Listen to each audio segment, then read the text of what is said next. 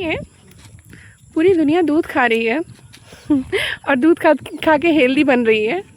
और मलाई मक्खन बोलते हैं ये तो हेल्दी फूड में आता है। आपने क्यों बंद करवा रखा है हमारा?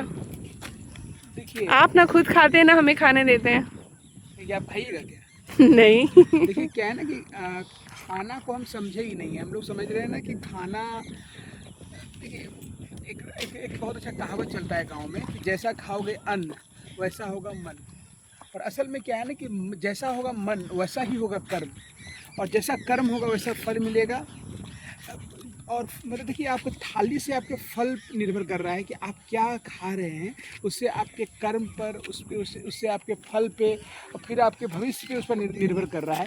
ये व्यवहारिक रूप से देखिए, तीन तल होता है जीवन का।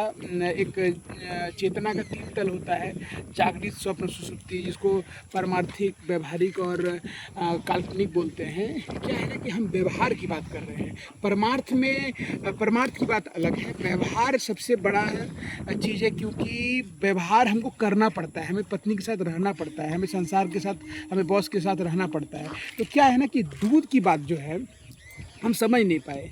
बेचारी गाय, जिसको माँ बोलते हैं हम लोग, माँ बोलना मतलब क्या बताएं हम ऐसे शैतान हैं जो हर बड़े चीज़ को अपने पैर के नीचे में लाके कुचल देते हैं।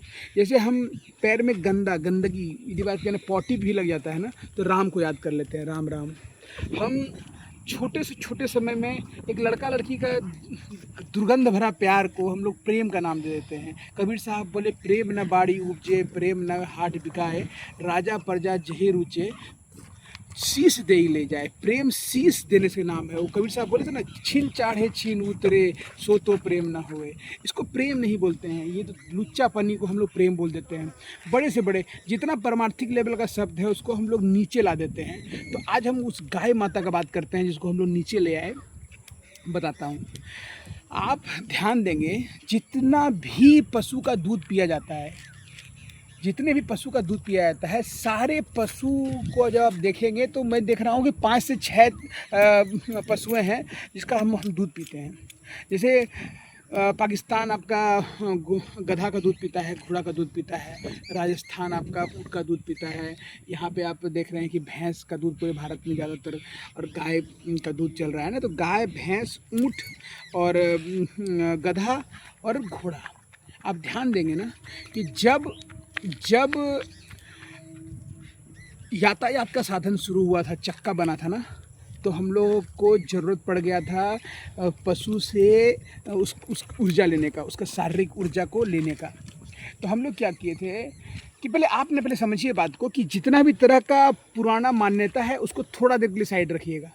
आपको समझना पड़ेगा कि हम लोग पशु को लाए थे चक्का चलाने के लिए, खेत जोतने के लिए, लेकिन इंसान के साथ में फितरत क्या है कि वो किसी को भी शांत बैठे नहीं देखना चाहता है। तो क्या हुआ कि गाय जो है, उसके बच्चे तो काम करने चले गए, वो तो बैलगाड़ी लेके चले गए, गाय बेचारी घर में रह गई। तो गाय जब घर में रही ना, तो इंसान जैसे नहीं होता है, गाँव आजकल घर में होता है, देखिएगा कि माँ बूढ़ी है और पत्नी नई नई आई है, तो पत्नी का शिकायत रहता है कि माँ चुपचाप बैठी हुई है, कम से कम सब्जी तो काट सकती है बैठे बैठे।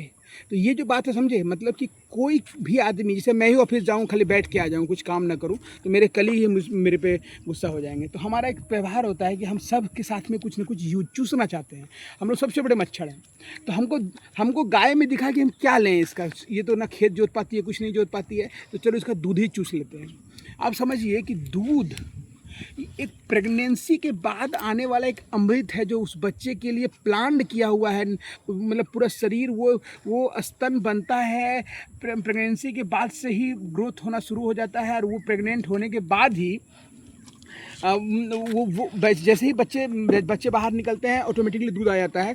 और फिर एक समय आता है जब बच्चा प्रकृति पर निर्भर हो जाता है, तो फिर दूध अपने आप बंद हो जाता है। इतना पर्सनल चीज़ है, उसको हम लोग क्या बना लिए हैं आज, खीर बना लिए हैं उसका। किसका जो एक बच्चे का था, उसको छीन लेते हैं हम लोग। अब छीनने का प्रक्रिया देख लीजिए, या फट से आ जाएगा ना, सनातन धर्म आ जाता है बीच में यहाँ पर, क्योंकि धर्म सनातन तो सनातन है। हम क्या बोलते हैं ना, कृष्ण दूध पीते थे। कृष्ण दूध पीते थे तो कृष्ण के समय में क्या था ना कि गायें साथ में बच्चे के सुबह सुबह खुलती थी और शाम में आपके गोधूली बेला के समय में आती थी घर, फिर उसको सेपरेट करके रखा जाता था और फिर सुबह उसको दूह के। तो इसका मतलब क्या था कि दोनों हम लोग करते थे, बच्चे के लिए भी था और गाय के लिए भी, हमारे लिए भी था। फिर क्या शुरू हुआ कि जब देखा गया कि 4 बाँट होते हैं, 2 बाँट गाय के बच्चे के लिए, 2 बाँट, ऐसा चला इंसान, लेकिन गिरता गया। आज क्या स्थिति हो गई है? आज स्थिति हो गई है कि आप मुझे 10 आप मुझे सांड नहीं दिखा पाइएगा। आपको मैं बोलूँ आपको कि 10 सांड ले आइए, 10 भैंसा ले आइए, आप भैंसा नहीं ला पाइएगा।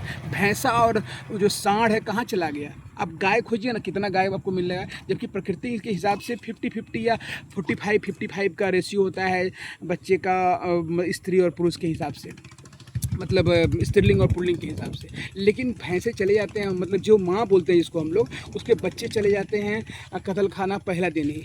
और अब देखिए जितना भी नया खटाल है, सब खटाल में देखिएगा कि गाय दिखेगी, सुई दिखेगा और बच्चा नहीं दिखेगा, दूध दिखेगी। वाइट कलर का दूध जो है ना लाल होता है, वो असल में लिक्विड मीट है। जब उसको समझेंगे हम लोग देखेंगे कि जब गाय का दूध निकाला जाता है ना, तो उसके बच्चे को भूसा भर के, मतलब उसके बच्चे को मार के, क्योंकि उसको देखिए बच्चे को मारना भी उन लोग के लिए थोड़ा सा ज़रूरी पड़ जाता है इस कारण से, क्योंकि 100 गाय रख लिए हैं।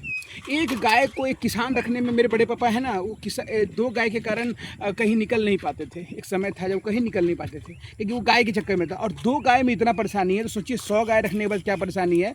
आप देखेंगे ना कि वो जो बच्चा होने के बाद उसको पनहाना मतलब होता है कि उसको माँ के सामने ला के उसको दूध दूहने के लिए पनहाया जाता है।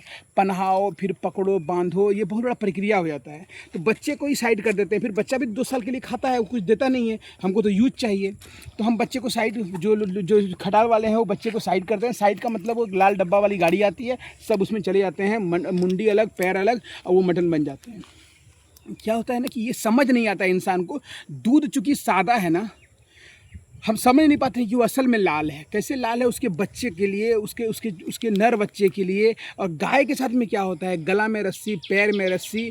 और इसके बाद क्या हुआ, सबसे दर्दनाक क्या चीज़ है कि चूँकि बच्चा नहीं है उसके साथ में, तो बच्चे को देख के ही माँ दूध देती है।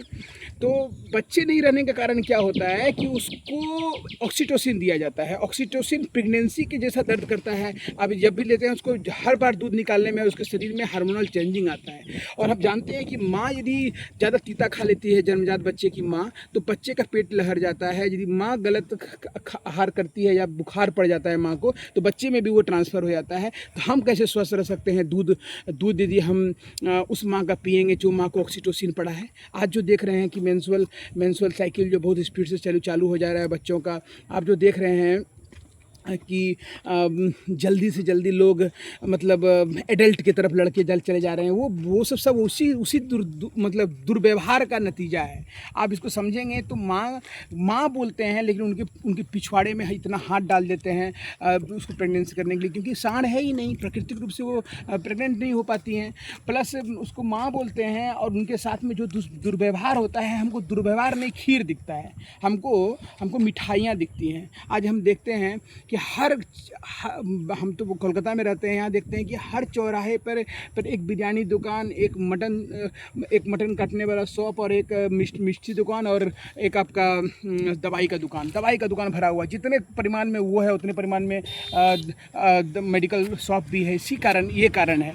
और बात है कि जब हम एथिकल रूप से सोचते हैं, तो फिर हम चूँकि जीव के गुलाम है ना, हमको समझ में ही नहीं आता है कि ये बात कैसे, कि खटाल में जाके देखें कि क्या स्थिति है गाय का। और एक चीज़ देख लीजिएगा, गाय को अब 100 गाय है तो उसको दूहने वाला लोग नहीं मिल रहे हैं, तो मशीन लगाना पड़ता है। और मशीन जो है ना, लिक्विड को अंतर नहीं कर पाती है। सादा लिक्विड और लाल लिक्विड को समझ नहीं पाती है। जब वो दूध चूसती है तो क्या बताऊँ मैं, बोलने में जो आँख में आंसू आ जाता है। जब दूध चूसती है ना, क्या करती, जब दूध चूसती है ना, तो दूध के साथ में उसका खून भी आ जाता है। वो जो मशीन है ना, वो लेते समय नहीं पकड़ पाता है कि वो दूध आ रहा है कि खून आ रहा है।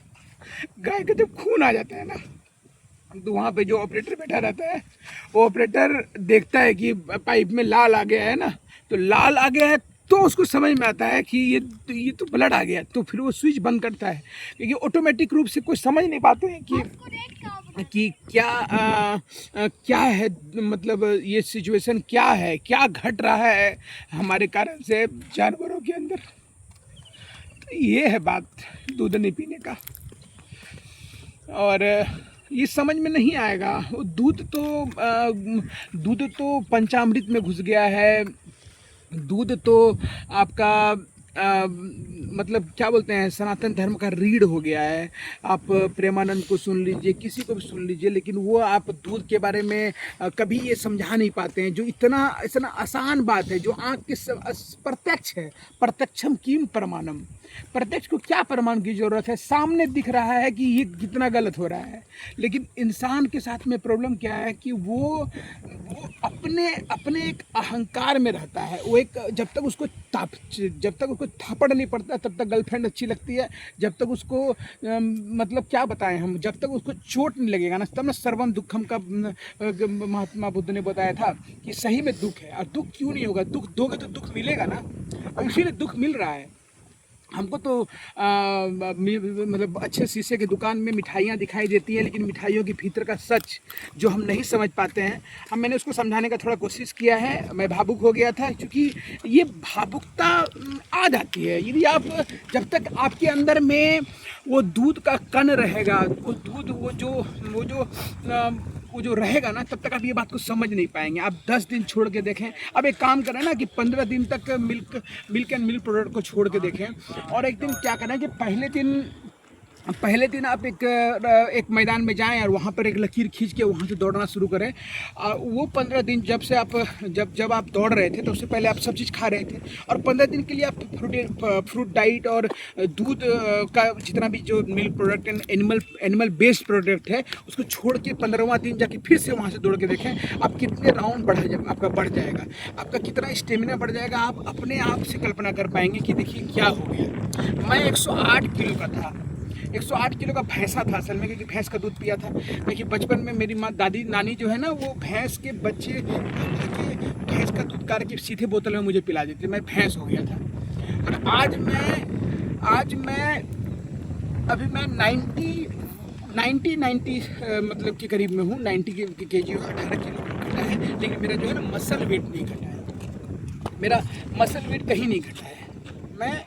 मैं सिर्फ और सिर्फ फैट लूज़ किया हूँ। मैं हर तरह से देख रहा हूँ, मैं समझता हुआ कर रहा हूँ, और ये समझने के कारण ये चीज़ समझ में आ रही है ना कि दूध तो पहले बंद करना होगा, नॉन वेज बंद करना पड़ेगा। नॉन वेज और दूध भी। अब देखिए दही चूड़ा जो है ना, वो बिना मिर्ची और नमक और सब्जी के नहीं बन